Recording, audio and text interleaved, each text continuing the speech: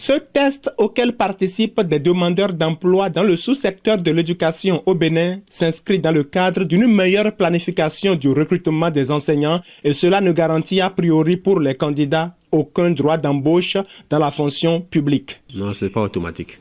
Ce n'est pas automatique. C'est pour permettre à l'État de constituer une base de données. Ça a été dit aux surveillants ce matin. Ils doivent permettre aux candidats de remplir entièrement et lisiblement les entêtes des feuilles de composition.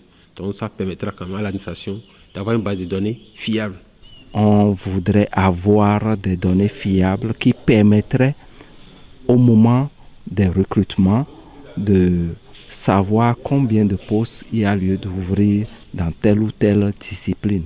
Parce que par le passé, on se levait et on disait, recruter par exemple 200 personnes dans le français ou bien 300 personnes en mathématiques, alors qu'on ne sait pas s'il y a de ressources, de compétences disponibles pouvant couvrir ces besoins. Pour le directeur départemental des enseignements maternels et primaires du Mono, cette évaluation a un double intérêt. Pour les aspirants, ceux qui sont en train de composer actuellement, c'est une manière pour eux-mêmes de s'évaluer, d'apprécier leurs propres compétences.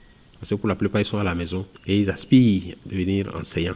Donc, ils vont s'auto-évaluer eux-mêmes. Par rapport à l'État, c'est un test de pré-qualification pour prévoir à travers le plan de formation les besoins en formation éventuels qui vont s'exprimer à travers cette évaluation. Dans le département du Mono, 2624 candidats se sont inscrits pour plancher dans 3 centres de composition. Ici, nous sommes au CEG3 de l'Okossa et ils sont 675. Le deuxième centre prévu pour le primaire dans le Mono, c'est le CEG de Huogwe et ils sont au nombre de 984. Pour ce qui est donc de l'enseignement secondaire, ils sont 965 à composer. Et ça se déroule au CEG1 de l'Okossa. Certains candidats qui disent avoir déposé les dossiers pour prendre part à ce test n'ont pas pu composer ce samedi à l'Okossa parce qu'ils n'ont pas vu leur nom sur les listes affichées. Par rapport à ceux qui n'ont pas trouvé leur nom, il y en a qui se sont présentés ce matin. On leur a dit de rentrer, qu'ils ne sont pas autorisés à composer. Ce n'est pas grave. Et en tout cas, mettre le temps à profit pour commencer par s'exercer en même temps afin de préparer les concours à venir. Les dossiers ont été étudiés minutieusement par l'Office du baccalauréat.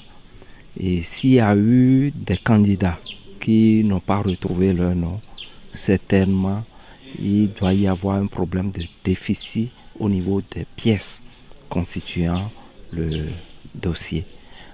Mais il n'y a pas lieu de s'affoler puisqu'il y aura une autre occasion pour ceux-là, pour être évalués et entrer donc dans la base de données du gouvernement. Signalons qu'une évaluation similaire déjà organisée pour les enseignants honoraires et permanents a été boycottée par ces derniers sous prétexte qu'elle n'avait aucune base juridique. L'État vient donc de trouver la formule pour que cela se passe sans la moindre résistance.